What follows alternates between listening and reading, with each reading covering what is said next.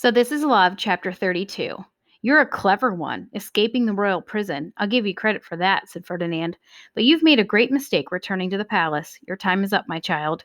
He clapped and the guards rounded on Cinderella. She twisted away from them, holding up the papers she had taken from the Duke's office. These are proof that the Duke is a traitor.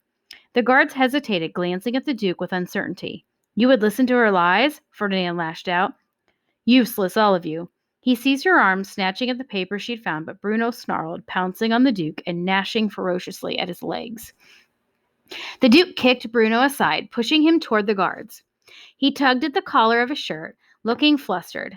Get those papers, he barked at the guards, and arrest her. Reluctantly, the guards advanced, but Cinderella dug her heels into the carpet, her eyes steely cool and daring them to come for her. She held up the paper she'd found, reading as loudly as she could. I have a need for a concoction that will cause grievous pain, enough to make one consider. Stop her! Ferdinand shouted. The guards tried to seize her arms, and Cinderella twisted away, bolting for the royal audience chamber. She'd gotten as far as across the portrait gallery when suddenly Duchess Genevieve appeared on the other side of the hall. What is the meaning of this?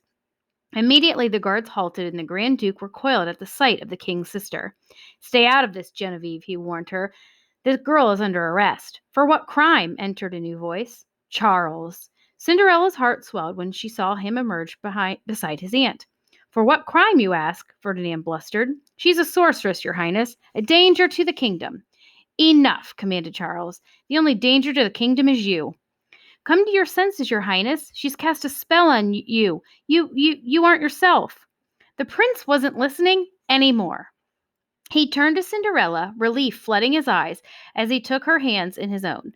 I knew that letter wasn't you, but when I saw the ring inside, I wouldn't leave you,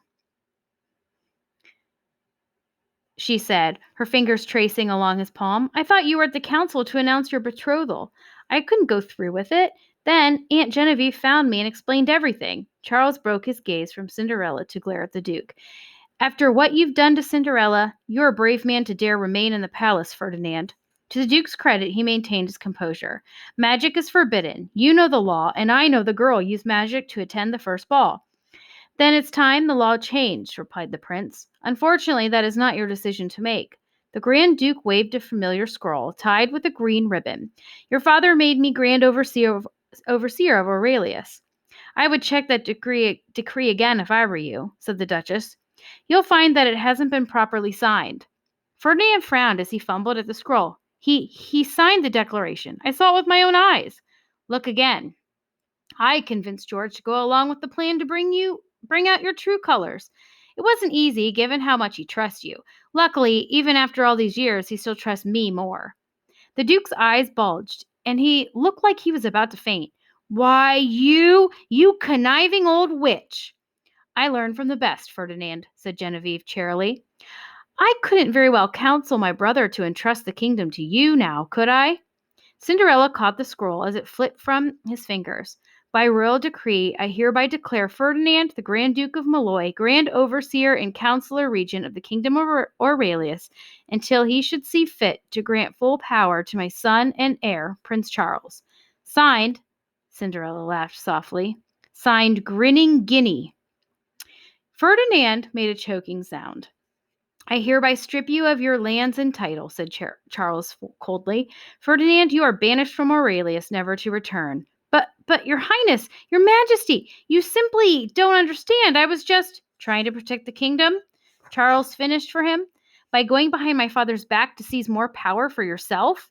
Spinning for the door, the Duke tried to flee, but the guards grabbed him by the arm so forcefully that his monocle fell out of his pocket, swinging back and forth. You were about to make a mistake, Ferdinand said pleadingly. By marrying a servant, you invite war to Aurelius. The people will never understand. They will never accept her. Cinderella may be a commoner, spoke up the Duchess, but I have no doubt she will make a queen far more worthy and beloved than any you might have chosen. Cinderella stepped forward. I know not everyone will accept me, she said quietly, but I've learned that life isn't perfect. You can't be happy all the time, and I can't expect everyone to love me. But the people are our future. If we don't realize that, if we keep clinging to the past, then Aurelius will crumble. The doors behind her burst open, and in stormed the king, still in his pajamas. "Where is the traitor?" he rasped. Shadows hooded King George's eyes, and his voice was barely louder than a whisper. In spite of it all, his energy had not dimmed, and as he shook his fist at the Grand Duke, two attendants scurried after him. "Father, what are you doing here? You should rest." "Bah, rest while my sister tells me that this scoundrel has been poisoning me?" King George ignored his son's entreaties and set his gaze on the Duke. "How could you, Ferdinand? Poison? Really?" The Grand Duke cringed. "Your Majesty, there, allow me to explain." "What is there to explain?" Charles seethed, clenching his fist. "You tried to kill the king. There'd better be an antidote." The king's guards began to search the Duke, but he twisted in their grasp. I can obtain the antidote for you," he stuttered, "but perhaps an act of clemency might be in order first. Sire, after all, it was all in good measure and no one was harmed." Bruno pounced on the Duke, tearing at his pockets. A vial tumbled out, landing on the soft carpet along with a crumpled piece of parchment. "That's it, sire, the antidote. You see, it was harmless. Truly, I didn't mean for it to go so far." "Lock him up," King George ordered the guards. "I never want to see him again." But sire," and throw away the key.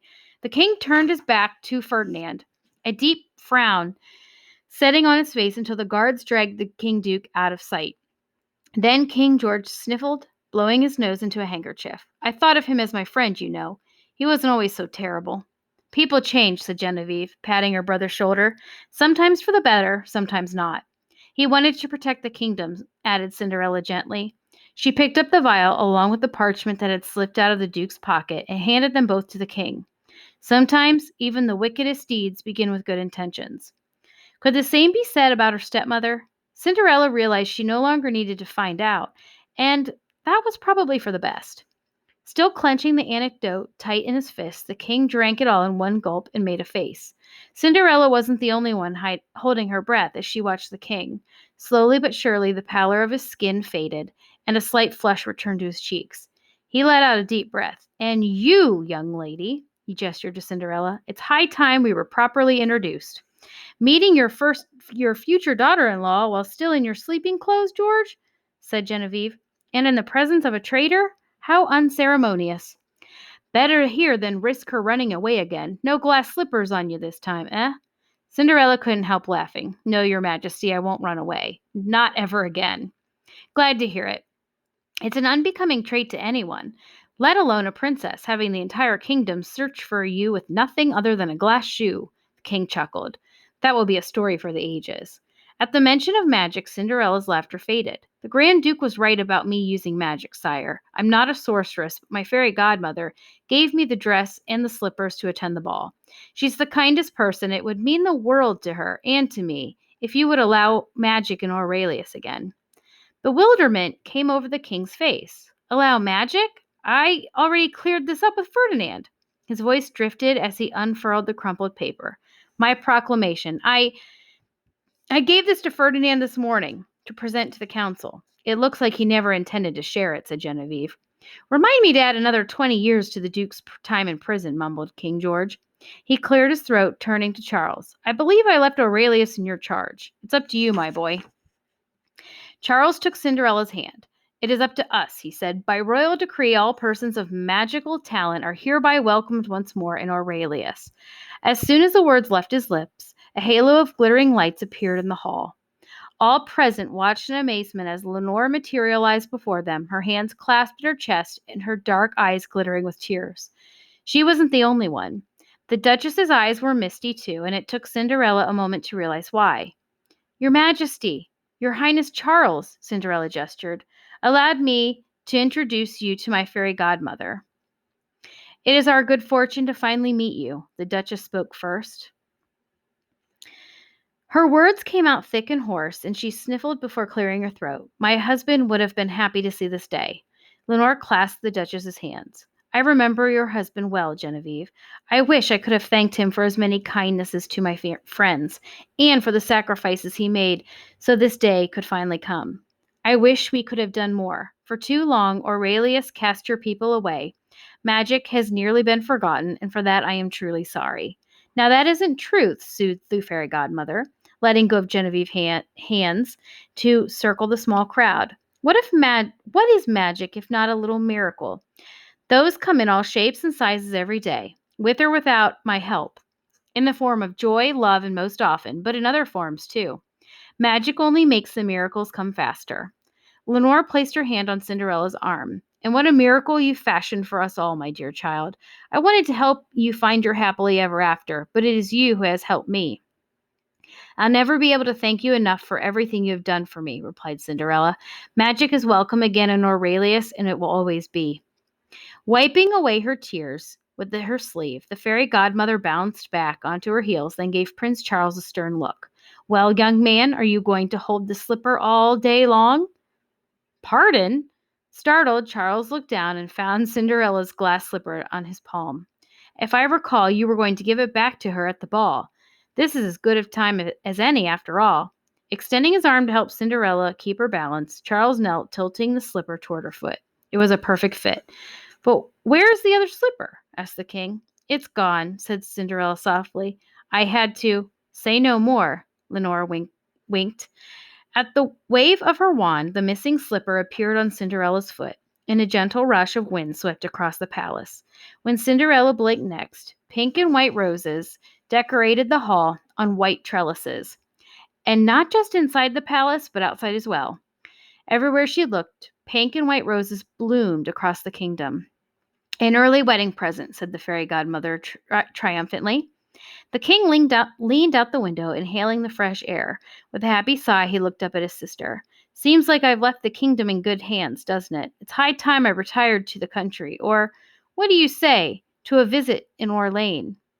I'll give you 3 weeks before you come running back to Valour, said Genevieve. I know you, George. You won't be able to stay away from the palace, especially if there are grandchildren in your future. A deep blush reddened Cinderella's and the prince's cheek. You're in the business of granting wishes, aren't you? The king asked, nudging Lenore, a joking gleam in his eye. Make sure these two continue the royal line. There's plenty of space on the palace walls for portraits of 10 grandchildren or more. For goodness sake, George, scolded Genevieve. Let's get on with the wedding first. At this rate, you're going to frighten the poor girl away. No, she's here to stay, I can tell. The king cocked his head at his son and Cinderella, who were by the window murmuring with their heads close. Oblivious, the couple shared a tender kiss. As Cinderella's heart swelled with happiness, a burst of rose petals swelled up from the gardens and danced into the sky, a celebration of magic, hope, and love. She touched her forehead to Charles's, both of them smiling at the sight. By the end of the day, all of Aurelius would know that the prince had finally found his princess and that magic had returned to the country. The next week, Cinderella and Prince Charles were married. It was a magnificent affair. Cinderella wore a lustrous white gown, sewn by none other than Louisa and her mother, that went beautifully with her sparkling glass slippers. Duchess Genevieve walked her down the aisle, and Bruno proudly bore the ring, balancing it on a velvet cushion on his head. Out of the goodness of her heart, Cinderella even invited Lady Tremaine and her stepsisters to the wedding. She didn't want the happiest day of her life to be marred by any bitter feelings toward her stepmother. Though Lady Tremaine did not attend, Anastasia and Drizella did, and over the years, Cinderella and her stepsisters developed a civil, if not warm, relationship. The king never did retire to his estate in the countryside, but instead he relished his new freedom by visiting Genevieve in Orleans and traveling to Aurelius incognito, often borrowing his son's university jacket during his stolen evenings out, even though it was far too large for him. Magic returned to Aurelius, fairy godparents bringing hope and little miracles to those in need of it, and the Grand Duke of Malloy was exiled far from the kingdom, never to be seen again. King George and Genevieve took over the Duke's former quarters, using it as an office to help newly reinstated magical beings return to Aurelius, while Cinderella and Charles dismantled the council, putting in its place an assembly of forward-thinking men and women, regardless of rank or wealth, to advise them as they ruled the country. The story of Cinderella and her glass slipper had spread far and wide, and many wished to hear it from her own lips. But as she and the prince traveled the far corners of the world, recounting how they'd met and come to fall in love, they emphasized that their story didn't end with the glass slipper being found and returned to Cinderella. No, their fairy tale continued on, with each day together and later with their children. As for the glass slippers, Cinderella and Charles kept them displayed in the garden for all to see, as a reminder that magic, as wonderful as it could be, was never the key to making one's dreams come true or making one happy. After all, spells were fragile, hopes could shatter, and dreams could stay dreams, never given a chance to take wing. If one looked very carefully, sewn into the cushion upon which the slippers stood, was the word for what Cinderella and the prince found to be even greater than magic, than dreams, than happily ever afters, than even hope. It was love.